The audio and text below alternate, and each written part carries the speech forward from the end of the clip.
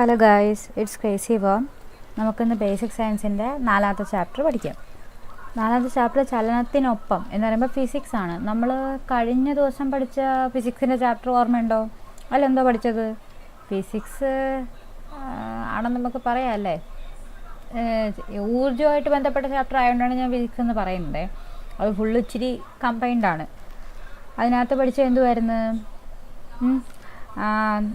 നമ്മൾ മാറ്റങ്ങൾ പഠിച്ചു. 2 ടൈപ്പ് മാറ്റങ്ങളൊന്ന് രാസമാറ്റം പഠിച്ചു, ഭൗതിക മാറ്റം പഠിച്ചു. ഭൗതിക മാറ്റം എന്ന് പറയുമ്പോഴത്തേക്ക് ആകൃതി, വലിപ്പം എന്നിവയിൽ മാത്രമേ മാറ്റം വരത്തുള്ളൂ, പുതുതായിട്ടൊന്നും ഉണ്ടാവുന്നില്ല. രാസമാറ്റം ആകുമ്പോൾ പുതിയ സബ്സ്റ്റൻസ് ഉണ്ടാവുന്നുണ്ട്, അതിൻ്റെ ആകെ കെമിക്കൽ ഫോമിൽ എല്ലാം മാറും. അതുകൊണ്ടാണ് അതിനെ രാസമാറ്റം എന്ന് പറയുന്നത്. പിന്നെ ഊർജ്ജത്തിലുള്ള ചേഞ്ചുകൾ പഠിച്ചായിരുന്നു അല്ലേ. ഊർജ്ജത്തിലുള്ള ചേഞ്ച് എന്തോ പഠിച്ചത്? ഇപ്പോൾ മിക്സി പ്രവർത്തിക്കുമ്പോൾ എന്തോർജ്ജമാണ് ആവുന്നത്? വൈദ്യുതോർജ്ജം യാന്ത്രികോർജ്ജം ആവുന്നുണ്ട്, സൗണ്ട് കേൾക്കുന്നുണ്ട്, ശബ്ദോർജ്ജം ഉണ്ട്, കുറേ നേരം വർക്കാകുമ്പോൾ താപോർജ്ജവും ഉണ്ട്. പിന്നെ ബൾബ് പ്രകാശിക്കുമ്പോൾ ഉണ്ടാകുന്ന ഊർജ്ജം ഏതായിരുന്നു? വൈദ്യുതോർജ്ജം, പ്രകാശോർജ്ജം ആവുന്നു, താപോർജ്ജം ആവുന്നു, ഫിലമെൻ്റ് ബൾബിൻ്റെ കേസിലാണെങ്കിൽ. നമ്മുടെ LED ഒക്കെ ആണെങ്കിൽ വലിയ രീതിക്ക് താപമൊന്നും ഉണ്ടാകത്തില്ല. അപ്പോൾ ഞാൻ പറഞ്ഞായിരുന്നു AC കാര്യം. അപ്പോൾ ഞാൻ ചെക്ക് ചെയ്തപ്പോഴത്തേക്ക് AC വൈദ്യുതോർജ്ജം താപോർജ്ജമായിട്ട് കൺവേർട്ട് ചെയ്തിട്ട് പിന്നെ കണ്ടൻസർ വെച്ചിട്ടാണ് അത് നമുക്ക് തണുപ്പായിട്ട് വരുന്നത്. ഈ തണുപ്പ് പ്രൊവൈഡ് ചെയ്യുന്ന സാധനം ഫ്രിഡ്ജ്, AC അങ്ങനെയുള്ളതിലെല്ലാം ഈ ഒരു മെക്കാനിസം ആണെന്നാണ് ഞാൻ ഗൂഗിൾ ചെയ്ത് നോക്കിയപ്പോൾ കിട്ടിയത്. ഓക്കെ, നമുക്ക് പുതിയ ചാപ്റ്ററിലോട്ട് പോവാം. ചലനത്തിനൊപ്പം. ഇവിടെ ചലനത്തെ പറ്റിയാണ് പറയുന്നത്. എന്താണ് ചലനം, എന്തുകൊണ്ട് ചലനം ഉണ്ടാകുന്നു, അങ്ങനെയൊക്കെയുള്ള കാര്യങ്ങളാണ് പറയുന്നത്. കുഞ്ഞു ചാപ്റ്ററാണ്, നോക്കാം. ചലനത്തിനൊപ്പം ആദ്യം അവർ ഭൂമിയുടെ ചലനത്തെ പറ്റിയാണ് പറഞ്ഞുകൊണ്ടിരിക്കുന്നത്. നമ്മുടെ സൗരയൂഥമൊക്കെ കൊടുത്തിട്ടുണ്ട്. ഇപ്പോൾ സൗരയൂഥത്തിൽ എത്ര ഗ്രഹങ്ങളുണ്ട്? ഇപ്പോൾ 8 ഉള്ളു അല്ലേ. ഒരെണ്ണം നേരത്തെ ഉണ്ടായിരുന്ന ആരെ അടുത്ത് കളഞ്ഞത്? പ്ലൂട്ടോയെ. പുള്ളിയെ നമ്മൾ ഒഴിവാക്കി. പുള്ളി ബാക്കിയുള്ള ഗ്രഹങ്ങളുടെ വഴിയിലൊക്കെ കയറി കിടന്ന് ഓടി കാരണം പുള്ളി നമ്മളങ്ങ് ഒഴിവാക്കി. ഇപ്പോൾ നമുക്ക് 8 ഗ്രഹങ്ങളേ ഉള്ളൂ. ജസ്റ്റ് പറഞ്ഞതേ ഉള്ളൂ. അപ്പോൾ നോക്കിയ എല്ലാ ഗ്രഹങ്ങളും സൂര്യന് ചുറ്റും ചലിക്കുന്നുണ്ട്. അതൊക്കെ നമുക്ക് പണ്ടേ അറിയാം. ഇനി ഗ്രഹങ്ങളുടെ ചലനത്തെ അടിസ്ഥാനമാക്കി വിശദീകരിക്കാൻ കഴിയുമോ? മീൻസ് നേരത്തെ പറഞ്ഞ കാര്യമാണ്. നമുക്ക് ആവശ്യമുള്ള കാര്യം ഇവിടെ ഇങ്ങോട്ട് വരുന്നുണ്ട്. ഭൂമിയുടെ ഏതെല്ലാം ചലനങ്ങൾ നിങ്ങൾക്കറിയാം? ഭൂമി എങ്ങനെയൊക്കെ ചലിക്കുന്നുണ്ട്? ഭൂമിയുടെ ചലനം, ഭൂമി സ്വയം ചലിക്കുന്നുണ്ട്, സ്വയം കറങ്ങുന്നുണ്ട് കിടന്ന്. എന്നിട്ട് പുള്ളി ആരെയും ചുറ്റുന്നുണ്ട്? സൂര്യനെയും ചുറ്റുന്നുണ്ട്. അപ്പം ഭൂമി ചുറ്റും ചലിക്കുന്നുണ്ടെങ്കിൽ നമ്മളും ചലിക്കണമല്ലോ. അപ്പം നമ്മൾ ചുമ്മാ ഇരിക്കുകയാണെങ്കിലും ചലിച്ചുകൊണ്ടിരിക്കുന്നതാണെന്നാണ് ഈ പറഞ്ഞുകൊണ്ടിരിക്കുന്നത്. ഭൂമി സ്വയം തിരിയുന്നത് ഭൂമധ്യരേഖാ പ്രദേശത്ത് മണിക്കൂറിൽ ഏകദേശം 1667 കിലോമീറ്റർ വേഗത്തിലാണ്. അപ്പോൾ ഈ വേഗം ഒന്ന് ഓർത്ത് വെച്ചേക്കണം. എപ്പോഴാണ് വേഗം ചോദിക്കുന്നതെന്ന് പറയാൻ പറ്റില്ല. 1667 കിലോമീറ്റർ വേഗതയിലാണ് ഭൂമി ഭൂമധ്യരേഖാ പ്രദേശത്ത് എന്ത് ചെയ്യുന്നത്? കറങ്ങുന്നത്. ഓക്കെ, ഇനി സൂര്യനെ ചുറ്റുന്നതാകട്ടെ മണിക്കൂറിൽ ഏതാണ്ട് എത്രയുണ്ടത്? 1,00,000 ഉണ്ടോ? 1,06,000 കിലോമീറ്റർ വേഗത്തിൽ. അപ്പം ആദ്യം പറഞ്ഞത് ഭൂമധ്യരേഖാ പ്രദേശത്ത് ഭൂമി ചുറ്റുന്നത് പെർ അവർ ആണ്. എത്രയാണ്? 1667 കിലോമീറ്റർ പെർ അവർ. ഇതിന് അടുത്ത നമ്പർ എത്രയായിരുന്നു? 1,06,000.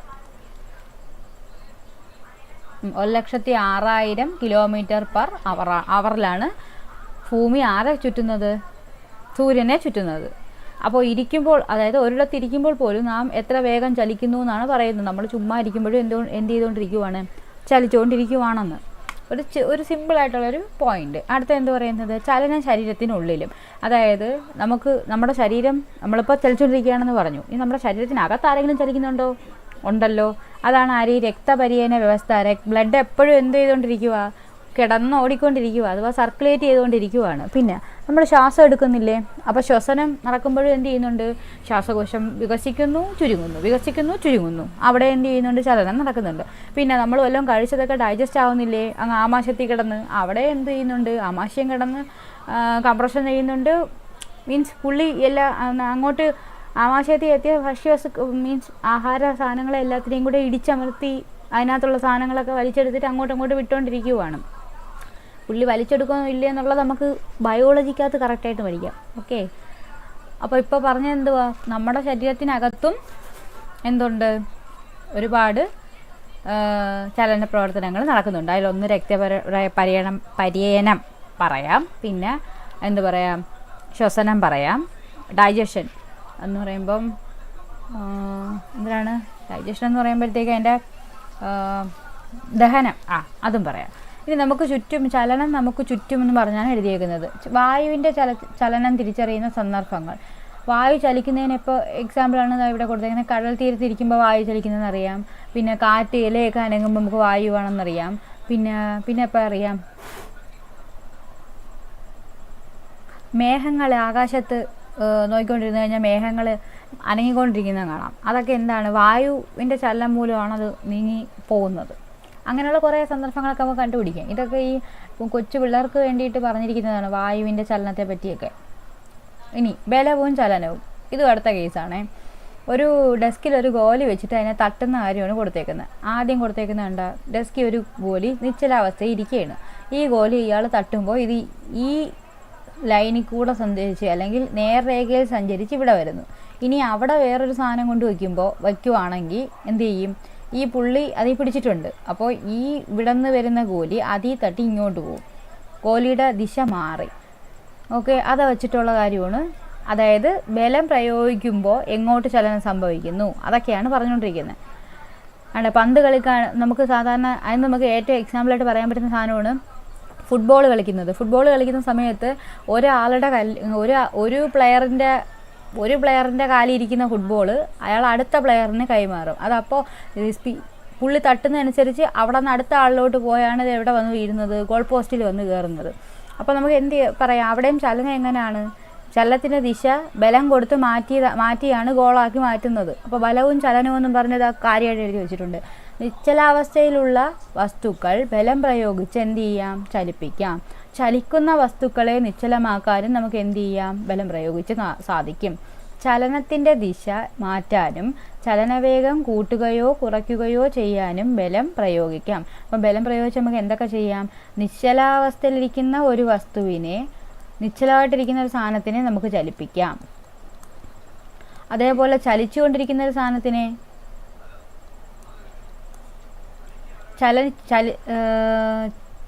ചലിച്ചുകൊണ്ടിരിക്കുകയാണെങ്കിൽ അതിനെ നമുക്ക് എന്ത് ചെയ്യാം? നിശ്ചലോ ആക്കാം. ഇനി അതേപോലെ എന്ത് ചെയ്യാം? ചലനവേഗം കൂട്ടുകയും കുറയ്ക്കുകയും ചെയ്യാം. അതായത് ഇപ്പം നമ്മളൊരു പന്ത് പതുക്കെ എറിഞ്ഞു കഴിഞ്ഞാൽ അത് പതുക്കെ ചെന്ന് വീഴും. നമ്മൾ കുറച്ച് ബലം കൊടുക്കുന്നുള്ളതിന്. പന്ത് അങ്ങോട്ടും ഇങ്ങോട്ടും ഇട്ട് കളിക്കുവാണ് എങ്കിൽ നമ്മൾ ചെറുതായിട്ട് കൊടുത്തു കഴിഞ്ഞാൽ അത് പതുക്കെ പോകും. നമ്മൾ നല്ല ബലത്തിൽ നല്ല ബലമാണ് അതിൽ കൊടുക്കുന്നതൊക്കെ അത് നല്ല സ്പീഡിലായിരിക്കും പോകുന്നത്. അതേപോലെ നമുക്ക് എന്തെങ്കിലും ചെയ്യാം? ഈ ബലം കൂട്ടുകയും കുറയ്ക്കുകയും ചെയ്യുക എന്നുള്ളത് കാര്യമാണ് പറഞ്ഞേക്കുന്നത്. ഇനി ചലനം പലവിധം, ഇത് നമുക്ക് ആവശ്യമുള്ള കാര്യമാണേ. ഇവിടെ ഒരു കുട്ടി ഷാർപ്നർ കൊണ്ട് പെൻസിൽ കൂർപ്പിക്കുന്നു. അപ്പോൾ ഇതാണല്ലോ പെൻസിൽ എങ്ങോട്ട് ചലിക്കും? നമ്മൾ ഇങ്ങനെ ബലം കൊടുക്കും, പെൻസിൽ ഇങ്ങനെ ആ ദിശയിൽ തന്നെ കറങ്ങിക്കൊണ്ടിരിക്കും. പെൻസിൽ കറങ്ങുന്നത് എങ്ങനെയാണ്? അത് അതിൻ്റെ സെൻറ്റർ ഓറിയൻറ്റഡ് ആയിട്ടാണ് അത് കറങ്ങുന്നത്. ഇനി ഇവിടെ ആണെങ്കിലോ നമ്മൾ ഇവിടെ ബലം കൊടുത്തിട്ട് ഈ ചുറ്റിലുമാണ് ഈ സാധനം കറങ്ങുന്നത് അല്ലേ? കോമ്പസ് വെച്ച് വരയ്ക്കുമ്പോൾ അങ്ങനെയല്ലേ? നമ്മൾ ഈ ഒരു പോയിന്റിൽ നമ്മൾ ബലം കൊടുത്തിട്ട് ഇതിനെ കറങ്ങുകയാണ് ചെയ്യുന്നത്. ഇനി ഇവിടെ എന്ത് വയ്ക്കുന്നത്? ഒരു സ്കെയിലെടുത്ത് വരയ്ക്കണം. അപ്പം നേർരേഖയിലാണ് വരച്ചുകൊണ്ടിരിക്കുന്നത്. ഈ പറഞ്ഞ കാര്യം ഓക്കെ ആയോ? സ്വയം ഒരു അക്ഷത്തെ ബേസ് ചെയ്ത് കറങ്ങുന്നു. പിന്നെ വൃത്തത്തിലുള്ള ഒരു പാതയിൽ കൂടെ കറങ്ങുന്നു. ഇവിടെ ബലം ഇവിടെ സെൻറ്ററിലായിരിക്കും കോൺസെൻട്രേറ്റ് ചെയ്തേക്കുന്നത്. പിന്നെ സ്ട്രെയിറ്റ് ലൈൻ, നേർരേഖയിലുള്ള ചലനം. ഈ 3 ചലനങ്ങളെ പറ്റിയാണ് ഇനി പറയാൻ പോകുന്നത്. അതുകൊണ്ട് ഇങ്ങോട്ട് വരുമ്പോഴത്തേക്ക് മനസ്സിലാവും. അത് കുറേ കൂടെ കഴിഞ്ഞിട്ടേ പറയത്തുള്ളൂ. ഇവിടെ അതിന് കുറച്ച് എക്സാമ്പിളൂടെ കൊടുത്തിട്ടുണ്ട്. താഴെ പറയുന്ന ചലനങ്ങൾ നോക്കൂ. ഇവിടെ എന്ത് വെച്ചേക്കുന്ന കൊച്ച്? കയറിൽ കെട്ടിയ കല്ല് വട്ടത്തിൽ കറക്കുന്നു. ഇപ്പുറത്ത് എന്ത് ചെയ്യുന്നു? പമ്പരം കറങ്ങുന്നു. അപ്പോൾ ഇവിടെ പുള്ളിക്കാരി ഇവിടെ പിടിച്ചിരിക്കുവാണ്. ഇത് വൃത്തത്തിലാണ് കറങ്ങുന്നത് തന്നല്ലോ. ഇനി ഇവിടെ ആണെങ്കിൽ ഇതിൻ്റെ സെൻറ്ററിൽ ഒരു ലൈൻ നമുക്ക് പറയാം. ഓക്കെ, അതിനൊരു അക്ഷരമുണ്ട്. ആ അക്ഷരത്തിന് ചുറ്റുമായിരിക്കും ആര് കറങ്ങുന്നത്? ഈ പമ്പരം കറങ്ങിക്കൊണ്ടിരിക്കുന്നത്. ഇനി മാങ്ങയുടെ കേസ് പറയുകയാണെങ്കിൽ മുകളിൽ നിന്ന് സ്ട്രെയിറ്റ് ആയിട്ടാണ് താഴെ വരുന്നത് തന്നല്ലോ. ഇനി ഇലയാണെങ്കിൽ നമുക്ക് എങ്ങനെ അറിയാം? ഇങ്ങനെ കയറി അതിന് തോന്നുന്നതൊക്കെ പോകത്തുള്ളൂ. വെയിറ്റ് ഇല്ലല്ലോ. അപ്പം നമ്മൾ ഗ്രാവിറ്റി വെച്ചിട്ട് അതിന് വെയിറ്റും കുറവാണ്. പിന്നെ കാറ്റിൻ്റെയൊക്കെ ഇത് വരുമ്പോഴത്തേക്ക് അത് നേർരേഖയിൽ പോകണമെന്ന് നിർബന്ധമില്ല. പക്ഷേ മാങ്ങ അങ്ങനെയല്ല. നമ്മൾ ഞെട്ടറ്റ് വീണാൽ അത് എങ്ങനെ വരൂ? അത് നേർരേഖയിലേ വിടത്തുള്ളൂ. ഇനി അടുത്ത് ഇവിടെ കൊടുത്തിരുന്നത് വാഹനങ്ങളുടെ ചക്രം. വാഹനങ്ങളുടെ ചക്രം എങ്ങനെയാണ് കറങ്ങുന്നത്? ഇവിടെ ഒരു ബേസ് ഉണ്ട്. ഇതിനെ ബേസ് ചെയ്ത് അതിന് ചുറ്റുമല്ലേ അത് കറങ്ങുന്നത്? പമ്പരം കറങ്ങും പോലല്ലേ അത്? ഇതിനെ നമുക്ക് വെറുതെ എടുത്തിട്ട് കഴിഞ്ഞാൽ അത് പമ്പരം കറങ്ങുന്ന പോലെയല്ലേ ഫീൽ ചെയ്യൂ? ഇനി ലിഫ്റ്റ് ഉയരുന്നത്, ലിഫ്റ്റ് നേർരേഖയിലാണ് മുകളിലോട്ട് പോകുന്നത്, അല്ലെങ്കിൽ താഴോട്ട് വരുന്നതും നേർരേഖയിലാണ്. വൃത്തപാതയിലൂടെ കളിത്തീവണ്ടി ഓടുന്നു എന്ന് പറയുമ്പം തീവണ്ടി ഓടുന്നത് എന്താണ്? വൃത്തപാതയല്ലേ, വൃത്തപാതയിൽ കൂടെ ഓടുന്നു. അപ്പോൾ ഇത് വെച്ചിട്ട് എങ്ങനെ പറയാമെന്നാണ് ഇതിനകത്ത് കാറ്റഗറൈസ് ചെയ്ത് പറഞ്ഞേക്കാണ്. ഷാർപ്നർ ഉപയോഗിച്ച് പെൻസിൽ കൂർപ്പിക്കുന്നതിനോട് സാദൃശ്യമുള്ളത് ഏതൊക്കെയാണ്? പമ്പരം കറങ്ങുന്നോ പറയാം, പിന്നെ ദാണ്ട് ഈ വാഹനത്തിൻ്റെ ചക്രം കറങ്ങുന്നോ പറഞ്ഞൂടെ, അതും പറയാം. ഇനി കോമ്പസിൽ പെൻസിൽ ഘടിപ്പിച്ച് വൃത്തം വരയ്ക്കുന്നതിനോട് സാദൃശ്യമുള്ള ഏതാണ്? കയറിൽ കെട്ടി കല്ല് വട്ടത്തിൽ കറക്കുന്നു, ഈ കൊച്ചു കറക്കുന്നതിനെ പറയാം. പിന്നെ ഉള്ളത് ഇത് പറയാം, വൃത്തപാതയിൽ കളിത്തീവണ്ടി ഓടുന്നതും പറയാം.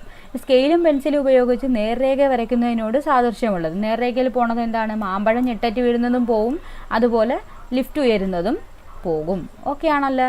ഇനി ഇതെന്ത് ടൈപ്പ് ചലനമാണെന്നാണ് അടുത്തതാണ്ട് പറഞ്ഞുകൊണ്ടിരിക്കുന്നത്. ചലനത്തിൻ്റെ സവിശേഷതകളാണ് വെച്ചിട്ട് നമുക്ക് എന്ത് ചെയ്യാം? ചലനങ്ങളെ മൂന്നായിട്ടാണ് ഇവിടെ പറഞ്ഞിരിക്കുന്നത്. ഒരു വസ്തുവിൻ്റെ നേർരേഖയിലുള്ള ചലനമാണ് എന്ത്? ലീനിയർ മോഷൻ അഥവാ നേർരേഖാ ചലനം. പിന്നെ സ്വന്തം അക്ഷത്തെ, ആക്സിസിനെ, അതായത് ഒരു ആക്സിസിനെ ചുറ്റിയായിരിക്കും ഇത് കറങ്ങുന്നതെങ്കിൽ അതിനെ എന്തെന്ന് പറയും? ഭ്രമണം അഥവാ റൊട്ടേഷൻ എന്ന് പറയും. അപ്പോൾ ഭൂമിക്ക് എന്തുണ്ട്? ഭ്രമണമുണ്ട്. ഭൂമിയുടെ ഭൂമധ്യരേഖാ പ്രദേശത്ത് വേഗത എത്രയായിരുന്നു? 1667 km/h ആയിരുന്നു. ഇനി വൃത്താകാര പാതയിലൂടെ ഉള്ള ചലനമാണ് എന്ത്? വർത്തുള ചലനം അഥവാ സർക്കുലാർ മോഷൻ. അതായത് വൃത്തമായിട്ടുള്ളൊരു പാതയിൽ കൂടെ പോകുന്നു. പക്ഷേ ഭൂമി സൂര്യനെ ചുറ്റുന്നത് ഒരു വർത്തുള ചലനമാണെന്ന് പറയാൻ പറ്റത്തില്ല. കാര്യം എന്താണ്? അത് കറക്റ്റ് സർക്കിൾ അല്ല. ഓക്കെ, അപ്പോൾ എന്ത് പറയാം? സർക്കുലാർ മോഷൻ എന്ന് പറയാം. ഇത് പറഞ്ഞ സ്ഥിതിക്ക് ഭൂമി സൂര്യനെ ചുറ്റുന്നതിൻ്റെ സ്പീഡ് എത്രയായിരുന്നു? 1,06,000 km/h ഭൂമി സൂര്യനെ ചുറ്റുന്നത്. ഓക്കെ ആണല്ലോ ഇതുവരെ പറഞ്ഞത്. അപ്പോൾ ഇപ്പോൾ പഠിച്ചത് 3 ടൈപ്പ് ഓഫ് മോഷൻ അഥവാ 3 രീതിയിലുള്ള ചലനങ്ങളാണ്. ഒന്ന് നേർരേഖാ ചലനം, വസ്തു നേർരേഖയിൽ പോകുന്നു. ഭ്രമണം എന്ന് പറഞ്ഞാൽ അതൊരു അക്ഷത്തെ അടിസ്ഥാനമാക്കി ചലിക്കുന്നു. വർത്തുള ചലനം എന്ന് പറഞ്ഞാൽ എന്താണ്? വൃത്താകാര പാതയിൽ അല്ലെങ്കിൽ വൃത്തപാതയിൽ കൂടെ പോകുന്നു. അപ്പോൾ സർക്കുലർ ആയിട്ടുള്ള റോഡിൽ കൂടെ പോകുന്നതും, അതുപോലെ തന്നെ സർക്കുലർ ആയിട്ടുള്ള ഒരു പാതയിൽ കൂടെ നമ്മൾ ചുറ്റുന്നതിനെ നമുക്ക് എന്തെന്ന് പറയാം? സർക്കുലർ മോഷൻ അഥവാ വർത്തുള ചലനം എന്ന് പറയാം. ഈ പേരുകളൊന്നും ഓർത്ത് വെച്ചേക്കണം. ഓക്കെ, ഇനി അടുത്തൊരു ടൈപ്പ് ചലനമാണ് പറയുന്നത് ക്ലോക്കിലെ പെൻഡുലത്തിൻ്റെ ചലനം. ക്ലോക്കിലെ പെൻഡുലം കണ്ടിട്ടില്ലേ? അതാണ് ഇപ്പോൾ ഇങ്ങനെ ഇരിക്കും. അതിൻ്റെ ചലനം എങ്ങനെയാണ്? അത് ഇങ്ങോട്ടും പോവും ഇങ്ങോട്ടും പോവും.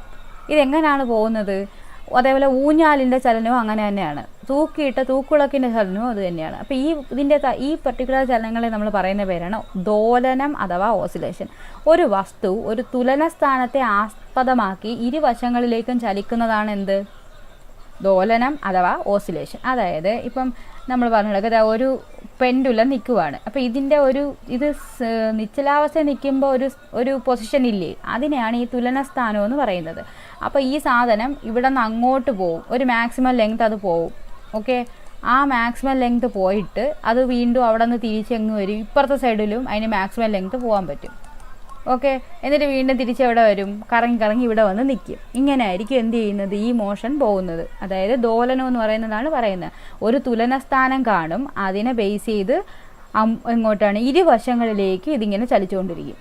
ഓക്കെ ആണല്ലോ. ഇനി അവർ ഓർത്തേക്കുന്നത് വാഹനത്തിൻ്റെ വൈപ്പറിൻ്റെ ചലനം ദോലനമാണോ? അതായത് വാഹനത്തിൻ്റെ വൈപ്പർ ചലിക്കുകയല്ലേ ചെയ്യുന്നത്. അതിപ്പം ഈ ഒരു പൊസിഷൻ പറഞ്ഞു കഴിഞ്ഞാൽ ഈ സാധനം ഇങ്ങറ്റം തൊട്ട് അങ്ങറ്റം വരെ പോയി കഴിഞ്ഞാൽ നമുക്ക് എന്തെന്ന് പറയാം? ഇങ്ങനെയല്ലേ ഇത് കറങ്ങുന്നത്. ഇതൊരു പൊസിഷൻ. ഇതതിൻ്റെ അവിടെ നിന്ന് അത് ഇങ്ങോട്ടും പോകുന്നുണ്ട്, കറങ്ങി ഇങ്ങോട്ടും പോകുന്നുണ്ട്, ഇങ്ങ് വരെയും വരുന്നുണ്ട്, എന്നിട്ട് വീണ്ടും തിരിച്ചിപ്പുറത്തോട്ടും പോകുന്നുണ്ട്. അതും എന്താണെന്ന് പറയാം? നമുക്ക് ദോലനാണെന്ന് പറയാം. പക്ഷേ ഇതൊരു ഫോഴ്സ്ഡ് ഓസിലേഷനാണ്. നമ്മൾ ഫോഴ്സ് ചെയ്ത് നടത്തുന്ന ഒരു ഓസിലേഷനാണ് ഈ വൈപ്പറിൻ്റെ ചലനം എന്നൊക്കെ പറയുന്നത്. ഇനി എന്താ കൊടുത്തേക്കുന്നത്? ഈ വശത്തേക്കും ചലിക്കുന്ന കാര്യമൊക്കെയാണ് പറഞ്ഞേക്കുന്നത്. ഇനി ദോലനം, അടുത്ത ടൈപ്പ് ചലനമെന്ന് പറഞ്ഞാൽ ഇപ്പോൾ ഇതുവരെ എത്ര ചലനം പഠിച്ച്? ഇപ്പോൾ ടോട്ടലി 4 ചലനം പഠിച്ച്. ഒന്നാമത് പഠിച്ച എന്താണ്? നേർരേഖാ ചലനം. നേർരേഖ. രണ്ടാമത് പഠിച്ച എന്തായിരുന്നു? ഭ്രമണം. പിന്നെ പഠിച്ച എന്തായിരുന്നു? വർത്തുള ചലനം. വൃത്തപാതയിലുള്ളതാണ് വർത്തുള ചലനം. ഇപ്പം തൊട്ട് മുമ്പ് പഠിച്ച ഏതായിരുന്നു? ദോലനം. ഒരു തുലന സ്ഥാനത്തെ ആസ്പദമാക്കി ഇരുവശങ്ങളിലേക്കുമുള്ള ചലനത്തെയാണ് ദോലനം എന്ന് പറയുന്നത്. പെൻഡുലത്തിൻ്റെ ചലനം, അതുപോലെ തന്നെ ഊഞ്ഞാലിൻ്റെ ചലനം, തൂക്കുവിളക്കിൻ്റെ ചലനമെല്ലാം എന്താണ്? ദോലനമാണ്. വൈപ്പറിൻ്റെ ചലനവും ദോലനമാണ്. ഇനി ദോലനം ഇങ്ങനെയും. അപ്പോൾ ഒരു പെർട്ടിക്കുലർ ടൈപ്പ് ഓഫ് ദോലനമാണ് പറയാൻ പോകുന്നത്. ദോലനത്തിൻ്റെ ഒരു വകഭേദം. അതായത് നമുക്ക് ട്യൂണിംഗ് ഫോർക്കിൻ്റെ ഭുജം. ട്യൂണിംഗ് ഫോർക്ക് കണ്ടിട്ടുണ്ടോ? ഈ സാധനമേ അവിടെ ഒരു യു ഷേപ്പ് സാധനമാണ്. ഇതിനെ നമുക്ക് എവിടെയെങ്കിലും കൊണ്ടിട്ട് തട്ടിയിട്ട് വെച്ച് കഴിഞ്ഞാൽ ഇതിരുന്ന് വൈബ്രേറ്റ് ചെയ്യും. അതാണ് അതിൻ്റെ പരിപാടി. അപ്പോൾ വലിച്ചു കെട്ടിയ റബ്ബർ ബാൻഡിൽ വിരൽ കൊണ്ട് തട്ടയാണ്. കണ്ട ഇതുപോലെ കിടന്ന് ഇങ്ങനെ ആയിക്കൊണ്ടിരിക്കും. അത് ഈ മെറ്റൽ സ്കെയിലിൻ്റെ അഗ്രഭാഗം എത്തിയാലും ഇത് കണ്ട ഈ ഒരു ഇങ്ങനത്തെ ഒരു സംഭവം കണക്ക് കാണിക്കും. അപ്പോൾ ഇതെന്തുവാണ് എന്നാണ് പറയുന്നത്. ദ്രുതഗതിയിലുള്ള ദോലനങ്ങളെ കമ്പനം എന്ന് പറയാറുണ്ട്. അപ്പോൾ ദ്രുതഗതി എന്ന് പറഞ്ഞാൽ പെട്ടെന്ന് ഫാസ്റ്റായിട്ടുള്ള ദോലനങ്ങളെ നമ്മൾ എന്തെന്ന് പറയും? കമ്പനങ്ങളെന്ന് പറയും. നമുക്ക് എന്തുവാണ്, ഊഞ്ഞാലൊക്കെ ഒരു ഫിക്സഡ് ഇതിലല്ലേ ആടത്തുള്ളൂ. എന്ന് വെച്ചാൽ ഒരു നിശ്ചിത സ്പീഡിലല്ലേ ആടത്തുള്ളൂ. അങ്ങനെ പോകുന്നതാണ് ദോലനം. ഈ സെയിം പ്രക്രിയ സ്പീഡിലാണ് നടക്കുന്നതെങ്കിൽ അതെന്താവും? അത് കമ്പനവും. ഓക്കെ, എന്താണ് കമ്പനം അഥവാ വൈബ്രേഷൻ. അപ്പോൾ ദ്രുതഗതിയിലുള്ള ദോലനങ്ങളെ നമ്മൾ എന്തെന്ന് പറയും? കമ്പനം എന്ന് പറയും. ദ്രുതഗതി എന്ന് പറഞ്ഞാൽ സ്പീഡിലുള്ളത്. ഇനി കമ്പനം കാണാം. അതിനവരൊരു ഒരു എക്സ്പെരിമെൻ്റ് ഒക്കെ കൊടുത്തിട്ടുണ്ട്. നമ്മൾ ആ എക്സ്പെരിമെൻ്റ് പണ്ടേ സ്കിപ്പ് ചെയ്ത് പോകുന്നത് കൊണ്ട് അതങ്ങ് വിട്ടു. ഇനി തയ്യൽ മെഷീൻ ഉപയോഗിച്ച് തയ്ക്കുന്നത് നിരീക്ഷിക്കാനാണ് പറഞ്ഞേക്കുന്നത്. ഇനി ഇതിനകത്തുനിന്ന് പഠിച്ച ചലനങ്ങൾ തയ്യൽ മെഷീനിൽ കാണാൻ കഴിയുന്നുണ്ടോ? തയ്യൽ മെഷീനിൽ ഒരുപാട് ടൈപ്പ് ചലനം കാണും കേട്ടോ. അതായത് പുള്ളി ഇവിടെ ചവിട്ടുന്നുണ്ട് അല്ലേ. ഈ സാധനം എന്ന് പറയുന്നത് ഫ്രണ്ടിലോട്ട് താഴോട്ടും പോവും മുകളിലോട്ടും പോവും. ഒരു പെർട്ടിക്കുലർ അക്ഷത്തിൽ താഴോട്ടും മുകളിലോട്ടാണ് പോയിക്കൊണ്ടിരിക്കുന്നത്. ഇത് കറങ്ങും. ഇത് ഈ ഒരു അക്ഷത്തെ ആസ്പദമാക്കിയായിരിക്കും കറങ്ങുന്നത്. ഇവിടെ എന്താണ്? ഇവിടെ ഈ അക്ഷത്തെ ആസ്പദമാക്കിയായിരിക്കും കറങ്ങുന്നത്. ഇനി ഇതിനകത്തുള്ള സൂചി എങ്ങനെയാണ്? സൂചി നേർരേഖയിൽ മുകളിലോട്ടും താഴോട്ടും പോയിക്കൊണ്ടിരിക്കത്തേ ഉള്ളൂ. അതേപോലെ വേറെ ഒരു സാധനം ഇപ്പുറത്തെ സൈഡിൽ ഒരെണ്ണം കാണണം. അപ്പോൾ അതിനകത്ത് നമുക്ക് ചലനമൊക്കെ കണ്ടുപിടിക്കാം. ഇനി നോക്കിയേ, ചെണ്ടയുടെ ഡയഫ്രം എന്ത് വരുന്നത്? ചെണ്ടയുടെ ഈ കൊട്ടുന്ന സാധനം ഇല്ലേ, ഇതിപ്പോൾ ഇതാണ് ചെണ്ടയെങ്കിൽ ചെണ്ടയുടെ ഈ സാധനത്തിനെയാണ് നമ്മൾ ഡയഫ്രം എന്ന് പറയുന്നത്. ചെണ്ടയുടെ ഡയഫ്രത്തിനകത്ത് കൊട്ടുമ്പോൾ എന്താ ഉണ്ടാകുന്നത്? ദോലനമാണ് ഉണ്ടാകുന്നത്. എന്തിനാണ് യൂസ് ചെയ്യുന്നത്? ശബ്ദം ഉണ്ടാക്കാനാണ് യൂസ് ചെയ്യുന്നത്. കറങ്ങുന്ന കസേര എന്തുവാണ്? കറങ്ങുന്ന കസേര എന്ന് പറയുമ്പോഴത്തേക്ക് ഒരു ആക്സിസിനെ അല്ലെങ്കിൽ ഒരു അക്ഷത്തെ ആസ്പദമാക്കിയല്ലേ അത് കറങ്ങുന്നത്. അപ്പോൾ അത് അവിടെ ഭ്രമണമല്ലേ നടക്കുന്നത്? അത് ഭ്രമണമാണ് ചെയ്യുന്നത്. അതായത് നമുക്ക് എണീറ്റ് പോകാതെ അപ്പുറം ഒക്കെ ഉള്ള സാധനങ്ങളൊക്കെ എടുക്കുക. അതിനാണ് എന്ത് യൂസ് ചെയ്യുന്നത്? കറങ്ങുന്ന കസേര. ഇനി ക്ലോക്കിലെ സൂചിയുടെ ഭാഗം എങ്ങനെയാണ് കറങ്ങുന്നത്? ക്ലോക്കുണ്ട്. സൂചി എന്ന് പറയുമ്പോഴത്തേക്ക് ഇങ്ങനെയാണ് പോകുന്നത്. ഈ സൂചി ഏത് പാതയിലാണ് ഇങ്ങനെ പോയിക്കൊണ്ടിരിക്കുന്നത്? ഒരു വർത്തുള്ള പാത അല്ലെങ്കിൽ വൃത്തപാതയിലല്ലേ പോയിക്കൊണ്ടിരിക്കുന്നത്. അപ്പോൾ അവിടെ എന്ത് ചലനമായിരിക്കും? അത് വർത്തുള്ള ചലനമായിരിക്കും. ഇനി തയ്യൽ മെഷീനിലെ ചെറിയ ചക്രം ആയാലും വലിയ ചക്രം ആയാലും അത് ഒരു അക്ഷത്തിൽ കൂടെ അല്ലേ കറങ്ങിക്കൊണ്ടിരിക്കുന്നത്. അപ്പോൾ അതും എന്താണ്? ഭ്രമണമാണെന്ന് പറയാം. ഇനി ലിഫ്റ്റ് എന്താണ്? നേർരേഖാ ചലനമാണ്. ഊഞ്ഞാൽ എന്താണ്? ദോലനമാണ്. പറഞ്ഞല്ലോ, ഒരു തുലനസ്ഥാനം എന്നാണോ പറഞ്ഞത് നമ്മൾ പേര് നേരത്തെ? ദോലനത്തിന് ഒരു തുലനസ്ഥാനം തന്നെ. ഒരു തുലനസ്ഥാനത്തെ ആസ്പദമാക്കി എന്ത് ചെയ്യും? നമ്മൾ ചലിക്കുന്നതിനാണ്, രണ്ട് വശത്തേക്കും ചലിക്കുന്നതിനാണ് ദോലനം എന്ന് പറയുന്നത്. ഇനി വീണയുടെ കമ്പിക്കകത്ത് കമ്പനമാണ് നടക്കുന്നത് അല്ലേ. പെട്ടെന്ന് നമ്മൾ വീണയുടെ കമ്പിയിലിട്ട് ഇതാക്കുമ്പോഴത്തേക്ക് എന്ത് പറ്റും? ദോലനമാണ് സംഭവിക്കുന്നത്. ഇനി പൊടിമില്ലിലെ ചക്രങ്ങൾ എന്താണ് നടക്കുന്നത്? അതൊരു അക്ഷരത്തെ ആസ്പദമാക്കി കറങ്ങുകയല്ലേ ചെയ്യുന്നത്. അപ്പോൾ ഭ്രമണമാണ് അവിടെ നടക്കുന്നത്. ഓക്കെ ആയില്ലേ? വീണയുടെ കമ്പി, ഈ വയലിൻ്റെ കമ്പി, ഈ തന്ത്രിവാദ്യങ്ങളെന്നല്ലേ പറയുന്നത്. അങ്ങനെയുള്ള സാധനങ്ങളിലെല്ലാം എന്തായിരിക്കും? കമ്പനമായിരിക്കും വരുന്നത്. ഓക്കെ ആയല്ലോ? കുഴപ്പമൊന്നുമില്ലല്ലോ. പട്ടിക നമ്മൾ പൂർത്തിയാക്കി. ഇനി കളിപ്പങ്ക ഉണ്ടാക്കാം. ഇത് കളിപ്പങ്ക എന്ന് പറയുന്നത് ഒരു സ്ഥലത്ത് ഈ ഒരു പരീക്ഷണം ചെയ്യുന്നതെന്ന് വെച്ചാൽ ഇങ്ങനെ ഒരു പ്ലാസ്റ്റിക് ബോട്ടിലിൽ ഈർക്കിലും നൂലും കാർഡ്ബോർഡ് കഷ്ണമൊക്കെ വെച്ചിട്ട് നമ്മൾ ഒട്ടിച്ചിട്ട് ഇതേപോലെ ഒരു പരിപാടി ചെയ്ത് വയ്ക്കും. ഇങ്ങനെ വെച്ചിട്ട്, അതായത് ഇവിടെ വലിക്കുമ്പോഴത്തേക്ക് ഇവിടെ കറങ്ങും. ഇത് ഈ എന്തോ ബട്ടർഫ്ലൈയുടെ ഒരു ടൈപ്പ് മെഷീൻ ഉണ്ട് ഇതിന്. നമ്മൾ ഈ വെജിറ്റബിൾ കട്ടിങ്ങിന് വേണ്ടിയിട്ട് ഇതുപോലൊരു സാധനം വലിക്കുമ്പോഴത്തേക്ക് അകത്ത് കിടക്കുന്ന വെജിറ്റബിൾ എല്ലാം കട്ടായി പോകുന്നത്. അതായത് നമ്മൾ ബലം കൊടുക്കുന്നത് ഇവിടെയാണെങ്കിലും അകത്തായിരിക്കും, വേറെ എവിടെയെങ്കിലും ആയിരിക്കും അതിൻ്റെ എഫക്റ്റ് വരുന്നത്. ഓക്കെ, അങ്ങനത്തെ കാര്യമാണ് ഇനി പറയാൻ പോകുന്നത്. അതിന് എക്സാമ്പിൾ ഇവിടെ എന്തോ കൊടുത്തേക്കുന്നത്? ഇത് തൊട്ട് മുമ്പത്തെ എക്സാമ്പിളിൻ്റെ കാര്യമാണ് പറഞ്ഞേക്കുന്നത്.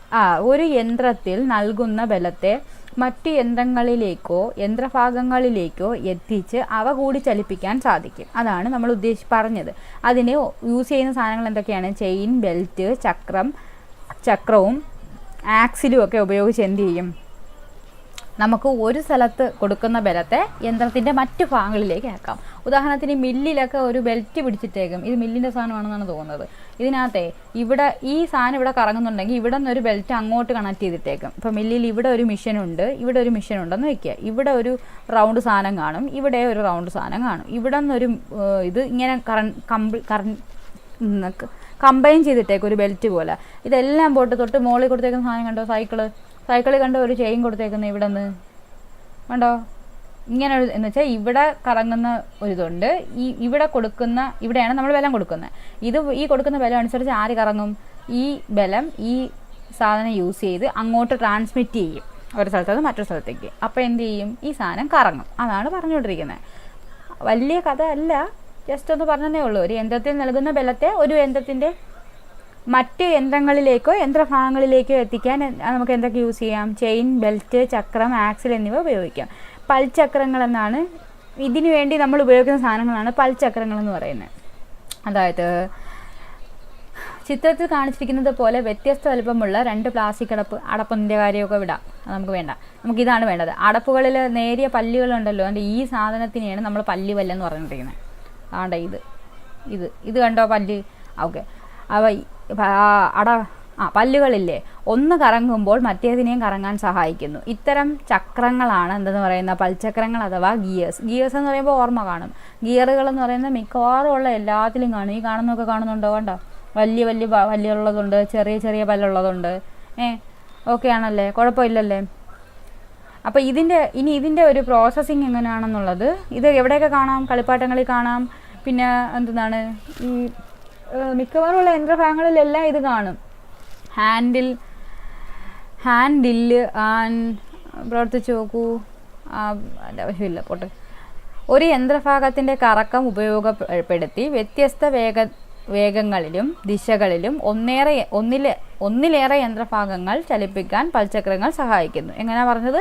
ഒരു യന്ത്രഭാഗത്തിൻ്റെ കറക്കം ഉപയോഗപ്പെടുത്തി വ്യത്യസ്ത വേഗങ്ങളിലും ദിശകളിലും ഒന്നിലേറെ യന്ത്രഭാഗങ്ങൾ ചലിപ്പിക്കാൻ പൽചക്രങ്ങൾ സഹായിക്കുന്നു. ചെറിയ പൽചക്രം, ഇതാണ് നമുക്ക് വേണ്ട ഒരു കണ്ടന്റ്. ചെറിയ പൽചക്രം ഉപയോഗിച്ച് വലിയ പൽചക്രം കറക്കുമ്പോൾ ചലനവേഗം കുറയുന്നു, തിരിച്ചാകുമ്പോൾ ചലനവേഗം കൂടുന്നു.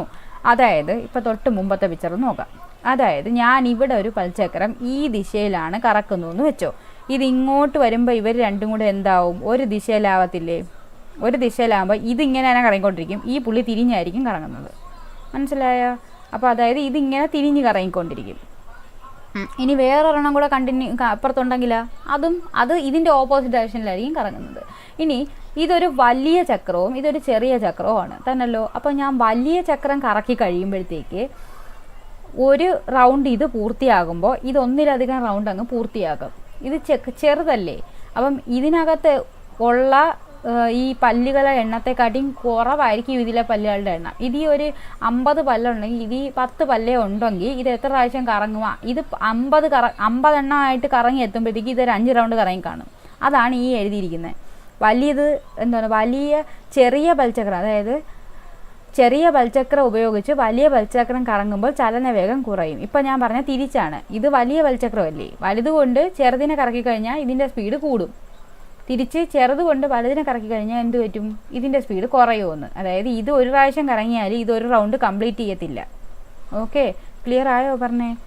വലിയ കഥയല്ല, ചെറിയൊരു കഥ. അപ്പം നമ്മൾ പാഠത്തിൻ്റെ എൻഡിലെത്തി. കുഞ്ഞു പാഠമായിരുന്നത്. ഭൂമിയിലുള്ള എല്ലാ വസ്തുക്കളും ചലനത്തിന് വിധേയമാണ് എന്ന് തിരിച്ചറിയാൻ കഴിഞ്ഞല്ലോ. നമ്മൾ ഇറങ്ങിക്കൊണ്ടിരിക്കുകയാണ്. നമ്മുടെ ഉള്ളിനകത്ത് രക്തപര്യന വ്യവസ്ഥ നടക്കുന്നുണ്ട്, ശ്വസനം നടക്കുന്നുണ്ട്, ദഹനം നടക്കുന്നുണ്ട്. അങ്ങനെ അതിനകത്തുള്ള സാധനങ്ങളെല്ലാം ചലിച്ചുകൊണ്ടിരിക്കുകയാണ്. മീൻസ് അങ്ങനെയല്ല, അകത്തും പലതരത്തിലുള്ള ചലനം നടക്കുന്നുണ്ട്. പിന്നെ ഭൂമിയുടെ കറക്കം 2 രീതിക്കുള്ള കറക്കമുണ്ട്. ഒന്ന് തന്നെത്താൻ കറങ്ങുന്നു, അതാണ് ഭ്രമണം. പിന്നെ പുള്ളി ആരെ ചുറ്റുന്നുണ്ട്? സൂര്യനെ പരിക്രമണം ചെയ്യുന്നുണ്ട്. അത് വൃത്താകൃതിയിലുള്ളൊരു വർത്തുളയെല്ലാം പറയാൻ പറ്റത്തില്ല. ഷേപ്പ് വൃത്തമാണെന്ന് എടുക്കുവാണെങ്കിൽ വർത്തുളത്തിലാണെന്ന് പറയാം. വസ്തുക്കളിലെ ചലനാവസ്ഥയിലും നിശ്ചലാവസ്ഥയിലും ബലം കൊണ്ടുണ്ടാകുന്ന മാറ്റങ്ങൾ പറഞ്ഞല്ലോ. അപ്പോൾ ചലനാവസ്ഥയിലുള്ള ഒരു വസ്തുവിന് നമ്മൾ ബലം കൊടുത്തു കഴിഞ്ഞാൽ എന്താവും? ആ നിശ്ചലാവും. ഒരു ഗോൾ പോസ്റ്റിലോട്ട് അടിച്ച് കയറുന്ന മീൻസ് ഗോൾ പോസ്റ്റിലോട്ട് വന്നുകൊണ്ടിരിക്കുന്ന പന്തിന് ഗോൾ തടഞ്ഞു നിർത്തുന്നത് എങ്ങനെയാണ്? അത് ചലിച്ചുകൊണ്ടിരിക്കുന്ന പന്തിനെ പുള്ളി ബലം കൊടുത്ത് നിശ്ചലമാക്കുകയാണ്. അത് കണക്ക് നിശ്ചലാവസ്ഥയിലുള്ളൊരു സാധനത്തിനെ ആ പന്ത് പിടിച്ചിട്ട് പുള്ളി എന്ത് ചെയ്യും? പുള്ളി അടിച്ച് മുകളിലോട്ട് അങ്ങോട്ട് മീൻസ് ഫീൽഡിലോട്ട് അടിച്ചിടുന്നത് നിശ്ചലാവസ്ഥയിലാക്കിയതിന് ശേഷം പുള്ളി തറ വെച്ചിട്ട് വീണ്ടും നിശ്ചലാവസ്ഥയിരിക്കുന്ന പന്തിനെയാണ് ചലനാവസ്ഥയിൽ ബലം കൊടുത്ത് ചലനാവസ്ഥയിലോട്ട് മാറ്റുന്നത്. ഓക്കെ, അതൊക്കെ അറിയാമല്ലോ. ഇനി ചലനങ്ങളെ സവിശേഷങ്ങളെ അടിസ്ഥാനമാക്കി തരം തിരിച്ചിട്ടുണ്ട്. ഏതൊക്കെയായിട്ട് തിരിച്ച് ആദ്യം പറഞ്ഞ എന്തുമായിരുന്നു? ഭ്രമണം പറഞ്ഞല്ലേ. ഭ്രമണം എന്ന് പറഞ്ഞാൽ എന്താണ്? ഒരു അക്ഷത്തെ ആസ്പദമാക്കിയുള്ള കറക്കത്തെയാണ് നമ്മൾ എന്തെന്ന് പറയുന്നത്? ഭ്രമണം എന്ന് പറയുന്നത്. അതിന് എക്സാമ്പിളാണ് പമ്പരം കറങ്ങുന്നത്, വാഹനങ്ങളുടെ ചക്രങ്ങൾ കറങ്ങുന്നത്. പിന്നെ പറഞ്ഞ നേർരേഖാ ചലനം. നേർരേഖാ ചലനം എന്ന് പറയുമ്പോൾ എന്താണ്? മാങ്ങ ഞെട്ടറ്റ് വീഴുന്നത്, ലിഫ്റ്റിൻ്റെ ചലനം, പിന്നെ ഒരുപാട് മഴത്തുള്ളിയുടെ ചലനം കാറ്റില്ലെങ്കിൽ, പിന്നെ എന്തെന്നാണ്, പിന്നെ അങ്ങനെയൊക്കെ നമുക്ക് എക്സാമ്പിൾ, നേർരേഖാ ചലനത്തിനൊക്കെ ഒരുപാട് എക്സാമ്പിൾ പറയാം. പിന്നെ പറഞ്ഞ എന്താ? വർത്തുള ചലനം, ഒരു വൃത്താകൃതിയിലുള്ള റോഡിൽ കൂടെയുള്ള ചലനം. അല്ലെങ്കിൽ ഈ ഒരു കല്ലെടുത്ത് കയറി കെട്ടി കറക്കുകയാണെങ്കിൽ അതെന്താണ്? വർത്തുള ചലനത്തിലായിരിക്കും, വൃത്താകൃതിയിലായിരിക്കും പോകുന്നത്. വൃത്താകൃതിയിലുള്ള ട്രാക്കിൽ കൂടെ തീവണ്ടി ഓടുന്നത്, അതെല്ലാം എന്താണ്? വർത്തുള ചലനമാണ്. പിന്നെ പഠിച്ചത് ദോലനമായിരുന്നു. ദോലനം എന്തുവായിരുന്നു? ഒരു തുലനാവസ്ഥയുടെ നിന്നുകൊണ്ട് അതിൻ്റെ ഇരുവശത്തേക്കുമുള്ള ചലനത്തെയാണ് ദോലനം എന്ന് പറയുന്നത്. ദോലനം സ്പീഡിൽ ഫാസ്റ്റായിട്ട് ദ്രുതഗതി നടക്കുവാണെങ്കിൽ അതിൻ്റെ പേരെന്താവും? കമ്പനം എന്ന് പറയും. വീണയുടെ കമ്പിയിൽ നടക്കുന്നത്, അതുപോലെ വലിച്ചു കെട്ടിയ റബ്ബറിൽ നമ്മൾ പിടിച്ച് വിടുന്നത്, അങ്ങനെയൊക്കെ ഉള്ളത്. പിന്നെ വയലിൻ്റെ കമ്പി, ഇതിലെല്ലാം എന്താണ് നടക്കുന്നത്? കമ്പനമാണ് നടക്കുന്നത്. വിവിധതര ചലനങ്ങൾ വ്യത്യസ്ത ഉപകരണങ്ങളിൽ എങ്ങനെയെല്ലാം ഉപയോഗപ്പെടുത്തുന്നു എന്ന് കണ്ടല്ലോ. നമ്മൾ പറഞ്ഞായിരുന്നു തയ്യൽ മെഷീനിൽ എവിടെയൊക്കെ എങ്ങനെ ചലനം വരുന്നുണ്ട്, ഏതൊക്കെ ചലനം വരുന്നുണ്ട്. അതുപോലെ നമ്മൾ സൈക്കിളിൻ്റെ കാര്യം പറഞ്ഞായിരുന്നു. ഇനി ചലനവുമായി ബന്ധപ്പെട്ട ഉപകരണങ്ങൾ നിർമ്മിക്കാൻ കഴിയുന്നു, അത് നമ്മൾ പറഞ്ഞല്ലോ. പിന്നെ നമ്മൾ പറഞ്ഞ സാധനമാണ് പൽചക്രങ്ങൾ തിരിയുമ്പോഴത്തേക്കുള്ള കാര്യം പറഞ്ഞു. ചെറുതുകൊണ്ട് വലുതുകൊണ്ട്. അപ്പം ചെറുത് യൂസ് ചെയ്തിട്ട് വലുതിനെയാണ് നമ്മൾ കറക്കാൻ നോക്കുന്നതെങ്കിൽ ഇതൊരു പൽചക്രമായിട്ട് കരുതിക്കോണേ. വൃത്തങ്ങൾ മാത്രമേ വരച്ചിട്ടുണ്ട്, ചക്രം വരയ്ക്കാൻ ടൈം എടുത്തു. അപ്പോൾ ഇത് ഇങ്ങോട്ട് തിരിയുവാണെങ്കിൽ ഈ സാധനം തിരിഞ്ഞായിരിക്കും തിരിയുന്നത്. അപ്പോൾ ഇത് ഒരു ചെറുത് കൊണ്ട് വലുതിനെ ചലിപ്പിക്കാൻ നോക്കിയാൽ വലുതിൻ്റെ സ്പീഡ് എന്തായിരിക്കും? കുറവായിരിക്കും. ഈ സാധനത്തിൻ്റെ സ്പീഡ് കുറവായിരിക്കും.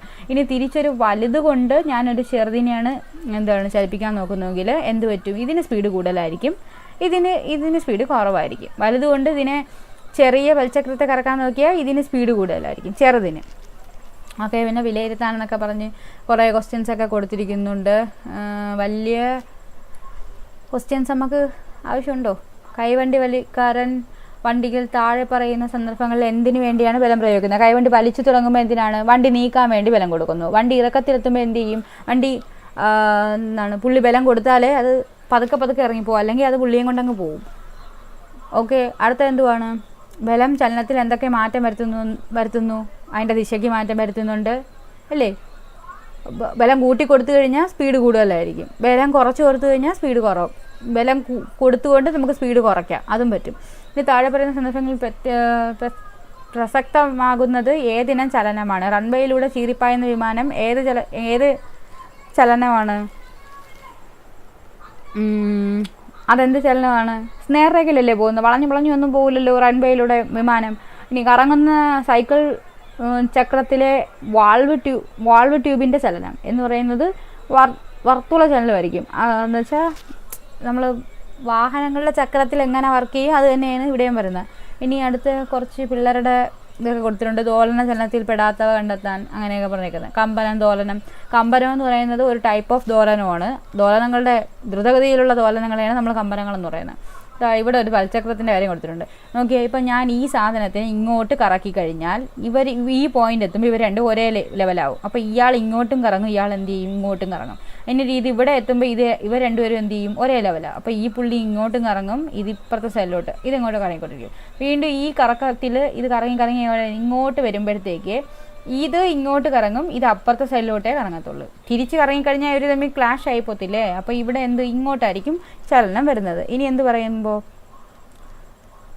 അതായത് ഒന്നാമത്തെ പൽചക്രം കറങ്ങുമ്പോൾ അതേ ദിശയിൽ കറങ്ങുന്ന പൽചക്രം ഏതായിരിക്കും? ഇതല്ലേ ഒന്നാമത്തത്. ഇത് കറങ്ങുമ്പോൾ അതേ ദിശയിൽ കറങ്ങുന്ന ഏതാണ്? എന്താണ്ടേ മൂന്നാമത്തതേ അതേ ദിശയിൽ കറങ്ങും.